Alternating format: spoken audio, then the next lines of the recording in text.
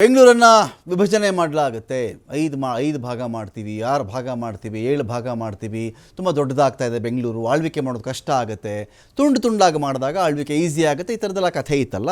ಇದಕ್ಕೆ ಸಂಬಂಧಪಟ್ಟಂತೆಯೇ ಗ್ರೇಟರ್ ಬೆಂಗಳೂರು ವಿಧೇಯಕ ಅಂತ ಒಂದು ಮಂಡಿಸಿದ್ರು. ಆದರೆ ಈ ಒಂದು ವಿಧೇಯಕವನ್ನು ರಾಜ್ಯಪಾಲರು ಏನು ಮಾಡಿದ್ರು, ಇದು ನನಗೆ ಯಾಕೋ ಸಮಂಜಸ ಅಂತ ಅನ್ನಿಸ್ತಾ ಇಲ್ಲ, ನನಗಿನ್ನೂ ಇದ್ರ ಬಗ್ಗೆ ವಿವರಣೆ ಬೇಕು ಅಂಥೇಳಿ ವಾಪಸ್ ಕಳಿಸ್ಬಿಟ್ಟಿದ್ದಾರೆ.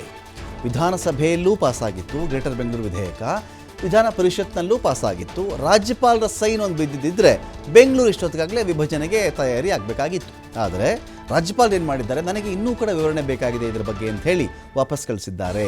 ಪರಿಷತ್ನಲ್ಲಿ ಸರ್ಕಾರಕ್ಕೆ ಬಹುಮತ ಇಲ್ಲದೇ ಇದ್ದರೂ ಪಾಸಾಗಿದ್ದಂಥ ಬಿಲ್ ಇದು ನೋಡಿ. ಈಗ ಅಕಸ್ಮಾತ್ ವಿರೋಧ ಪಕ್ಷದ ವಿರೋಧ ಇತ್ತು ಅಂತ ಅಂದ್ಕೊಳ್ಳೋಣ, ವಿರೋಧ ಪಕ್ಷ BJP ಇದಕ್ಕೆ ಅಪೋಸ್ ಮಾಡಿದ್ರು ಅಂತ ಅಂದ್ಕೊಂಡ್ರೆ, ನಾವು ಅಪೋಸ್ ಮಾಡಿದ್ದಾಗ ಪರಿಷತ್ನಲ್ಲಿ ಬಿದ್ದು ಹೋಗಬೇಕದು.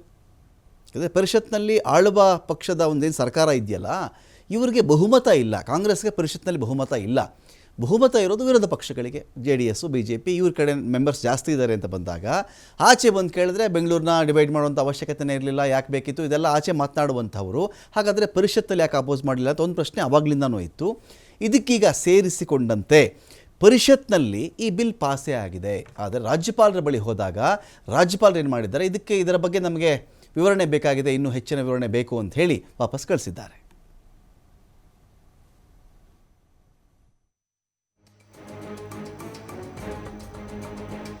ನೋಡಿ, ಗ್ರೇಟರ್ ಬೆಂಗಳೂರು ವಿಧೇಯಕವನ್ನು ವಾಪಸ್ ಕಳಿಸಲಾಗಿದೆ. ಇದೀಗ ವಿವರಣೆಯನ್ನು ಕೇಳಿ ರಾಜ್ಯಪಾಲರು ಇಲ್ಲಿ ವಾಪಸ್ ಕಳಿಸಿರೋದು ಈ ಒಂದು ವಿಧೇಯಕವನ್ನು.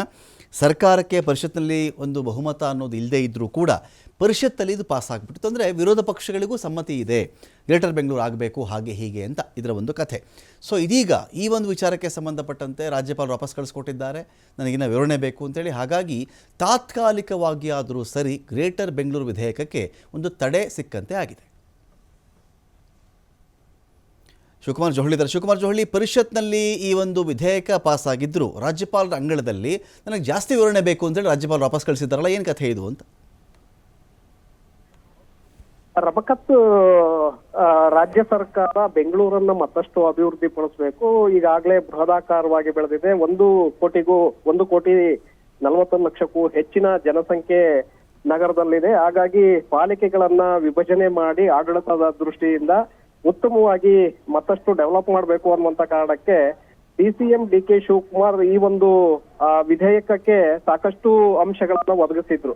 ಅವರ ಕನಸಿನ ಕೂಸು ಇದು ಗ್ರೇಟರ್ ಬೆಂಗಳೂರು ವಿಧೇಯಕ. ಪಾಲಿಕೆಗಳನ್ನ ವಿಭಜನೆ ಮಾಡೋದು ಮತ್ತೆ ಉತ್ತಮವಾದಂತ ಆಡಳಿತವನ್ನ ಜನರಿಗೆ ಕೊಡ್ಬೇಕು ಅನ್ನುವಂತ ದೃಷ್ಟಿಯಿಂದ. ಸೊ ಈ ಒಂದು ವಿಧೇಯಕವನ್ನ ವಿಧಾನಸಭೆಯಲ್ಲಿ ಬಹುಮತದಲ್ಲೇ ಅಂಗೀಕಾರವನ್ನ ಮಾಡಲಾಗಿತ್ತು. ಕೌನ್ಸಿಲ್ನಲ್ಲಿ ಮೆಜಾರಿಟಿ ಇಲ್ಲದಿದ್ರೂ ಕೂಡ ವಿಧೇಯಕ ಪಾಸ್ ಆಗಿತ್ತು. ತದನಂತರ ರಾಜ್ಯಪಾಲರಿಗೆ ಶಿಫಾರಸನ್ನ ಮಾಡಲಾಗಿತ್ತು. ರಾಜ್ಯಪಾಲರು ಈಗ ಅಂಕಿತವನ್ನ ಹಾಕದೆ ಕೆಲವು ವಿವರಣೆಗಳನ್ನ ಕೇಳಿ ಮತ್ತೆ ಸರ್ಕಾರಕ್ಕೆ ವಿಧೇಯಕವನ್ನ ವಾಪಸ್ ಮಾಡಿದ್ದಾರೆ. ಈಗ ರಾಜ್ಯಪಾಲರು ಯಾವ ಕಾರಣಗಳನ್ನ ಕೇಳಿದ್ದಾರೆ, ವಿವರಣೆಗಳನ್ನ ಕೇಳಿದ್ದಾರೆ, ಅದನ್ನ ಮತ್ತೆ ಸರ್ಕಾರ ಫಿಲ್ ಮಾಡ್ಬೇಕಾಗತ್ತೆ. ಇಂತಿಂತ ಕಾರಣಕ್ಕಾಗಿ ನಾವು ಈ ರೀತಿಯಾಗಿ ವಿಭಜನೆಯನ್ನ ಮಾಡ್ತಾ ಇದ್ದೇವೆ, ಇಷ್ಟು ಜನಸಂಖ್ಯೆ ಇದೆ, ಇಷ್ಟು ಗ್ರಾಮಗಳನ್ನ ಹೊಸದಾಗಿ ನಾವು ಸೇರ್ಪಡೆ ಮಾಡ್ಕೊಳ್ತಾ ಇದ್ದೇವೆ, ಪಾಲಿಕೆಯನ್ನ 5 ಭಾಗಗಳಾಗಿ ನಾವು ವಿಭಜನೆಯನ್ನ ಮಾಡ್ತೇವೆ, ಅದಕ್ಕೆ ಪ್ರತ್ಯೇಕವಾಗಿ ಮೇಯರ್ಗಳು ಇರ್ತಾರೆ ಅನ್ನುವಂತ ಸಂಪೂರ್ಣವಾದಂತಹ ವಿವರಣೆಯನ್ನ ಮತ್ತೆ ರಾಜ್ಯಪಾಲರಿಗೆ ಕಳಿಸ್ಕೊಡ್ಬೇಕಾಗತ್ತೆ. ಮತ್ತೆ ಯಾವ ಕಾರಣ, ಉದ್ದೇಶ ಎಲ್ಲವನ್ನೂ ಕೂಡ ಅಲ್ಲಿ ವಿವರಿಸಬೇಕಾಗತ್ತೆ. ಸೊ ಆ ಕಾರಣಗಳನ್ನ ವಿವರಿಸಿದ ನಂತರ ಮತ್ತೆ ರಾಜ್ಯಪಾಲರು ಅದಕ್ಕೆ ಪರಿಶೀಲನೆಯನ್ನ ಮಾಡಿ ಅಂಕಿತವನ್ನ ಹಾಕಬಹುದು. ಅಥವಾ ಮತ್ತೊಮ್ಮೆ ಏನಾದ್ರೂ ಅವ್ರಿಗೆ ಕ್ಲಾರಿಫೈ ಬೇಕು ಅಂದ್ರೆ ಮತ್ತೆ ರಾಜ್ಯ ಸರ್ಕಾರಕ್ಕೆ ವಿವರಣೆಯನ್ನ ಕೋರಿ ಮತ್ತೊಮ್ಮೆ ರಾಜ್ಯಪಾಲರಿಗೆ ಸರ್ಕಾರಕ್ಕೆ ವಾಪಸ್ ಕಳಿಸಬಹುದು. ಸೊ ಹಾಗಾಗಿ ಈಗ ಸದ್ಯಕ್ಕೆ ಸರ್ಕಾರಕ್ಕೆ ವಾಪಸ್ ಬಂದಿದೆ.